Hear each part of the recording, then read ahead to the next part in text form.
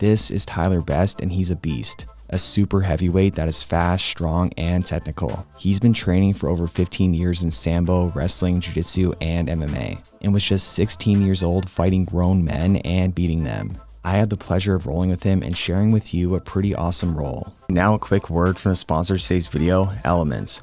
If you're anything like me, then you want to be on the mats as often as possible. And I don't know how it is for you, but anytime I'd increase the frequency of my training, I used to experience these gnarly muscle cramps that just wouldn't go away. Now the reason that this happens is due to the loss of electrolytes through sweat, the primary one being sodium. And when sodium isn't adequately replaced, that's when those muscle cramps kick in.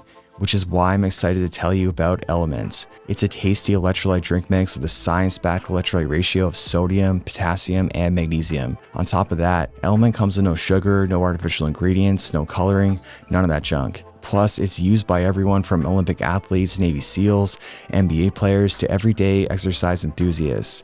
And right now, Element is offering my listeners a free sample pack with any order. That's 8 single serving packets free with any Element order. This is a great way to try all 8 flavors or share Element with a salty friend. Get yours at drinkelement.com/JordanTeaches. This deal is only available through my link. You must go to drinkLMNT.com/JordanTeaches. So let's get started. We start off, and the first thing that I'm thinking is, how the heck am I going to take this guy down? I stand nice and low with my lead arm protecting my lead leg and my rear arm for offense. I try to hit a snatch single by stiff arming him with my right arm to put his weight on his back leg, which will make his lead leg light and easier to pick up.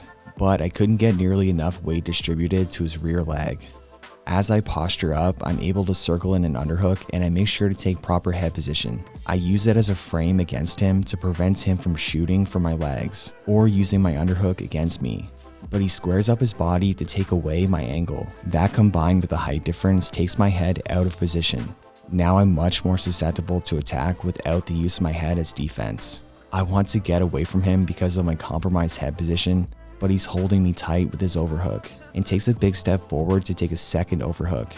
He attempts a double overhook suplex with the goal of lifting me up and throwing me over his hips. This is what he was trying to do.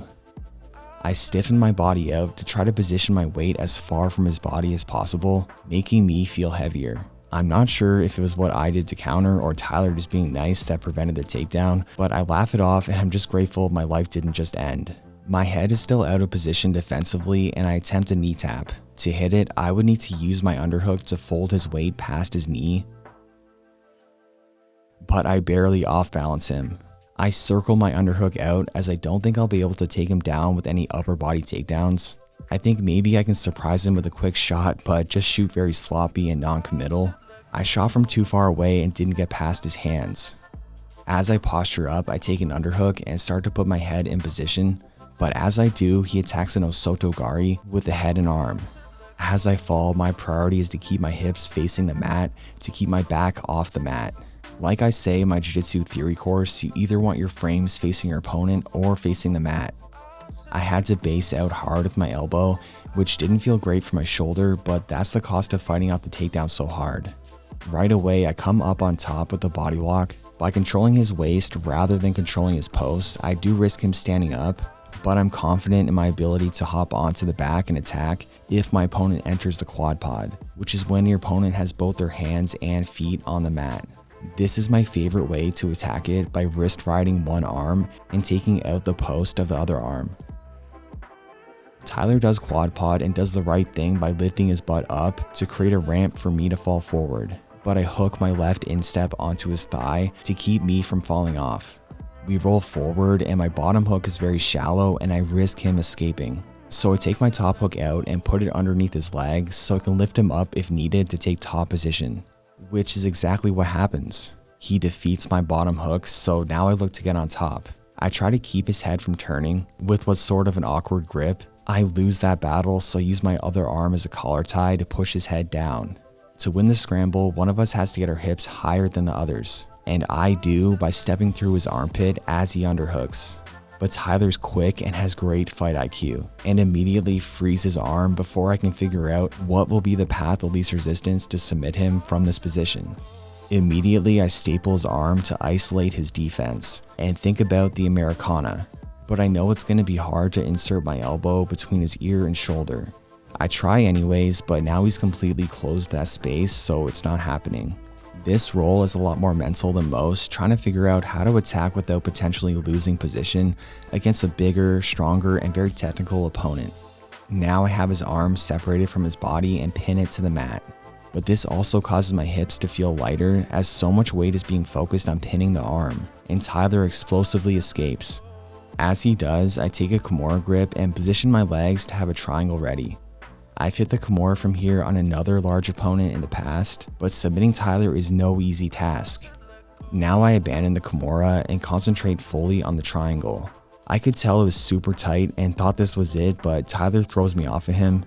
So back to work, and I need to ensure that my back stays off the mat because I don't want him to pin me down. So I shrimp out to the side, but don't make enough space. I shrimp again to insert a knee shield, but again, not enough distance. He manages to grab my head, which is rule number 1 to never let someone do. So I give him a reason to let go by lifting him forward with my legs and arms, causing him to post out to remain on top. Now his weight is on his hands, meaning that his legs are light, which enables me to transition into single leg X. I think about what I want to do as I'm a bit far from the hips to attack the legs, but as he positions his weight more to his left, he exposes his heel. I go for it anyways, but as I do, he spins away and uses both his other foot and hand to force my control further from his hips and closer to his knee line. It's a lost cause, so instead I use control of his foot to take top position. As I do, I look to use my head to frame against him and accidentally headbutt him a bit in the process. To be fair, he was coming up as I was going down, but I'm sorry for that, Tyler. I use my head a lot when passing, and it's something that you need to utilize in all areas of grappling. As Tyler turns to try to escape, I hop over to the other side and take his back as he turtles. I've got the wrist ride and I'm ready to use it if he enters the quad pod, but he doesn't, so instead I flatten him out. But Tyler hides his back on the mat to escape, but I collect his arm and attack a straight arm lock. But Tyler has great awareness and quickly escapes by giving me a reason to let go. He forces me to post out similar to what I did to him earlier. I try to figure out the path of least resistance for a bit and again end up on the back. I know it's going to be tough to get under the chin for a rear naked choke, so instead I start attacking a one-arm Kimura, which is a bit of a niche submission, but I get the tap. This is another one of those niche techniques. I've had comments telling me that it doesn't work or it's a waste of time. But what I think is a flex is having a large repertoire of techniques to pull from. You know, a poor carpenter blames his tools, and a great carpenter can build with anything. I recommend focusing and mastering high percentage techniques, and then learning everything else.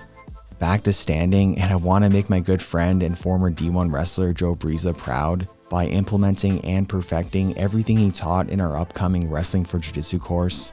I'm in a good stance, but as Tyler postures up, I stupidly posture up too, and he uses my upright stance to beat my hands by lowering his level and shooting for a double. What a slick and fast takedown. He really put my terrible shot from earlier to shame. I'll definitely be using this clip in the course of what not to do. I control his arm to stop him from grabbing my head, and so I can attack that arm. With his right arm over my back, I can take an underhook at any time, but want to do so at the right moment. And I do so when he leans just a little bit forward, and as I position my shoulder underneath his armpit. This will give me a deep underhook. Tyler has control of my head, but once I free it, I have his back. I take a Kimura grip and swing my leg over his head for the armbar, but entering into the armbar is only half the battle. The other half is breaking his defensive grips, which I need to figure out what'll be the easiest way to do so considering his strength. I take my leg off his head as I consider attacking a rear triangle, but figure it's too risky as he may explode into me and I'll lose position.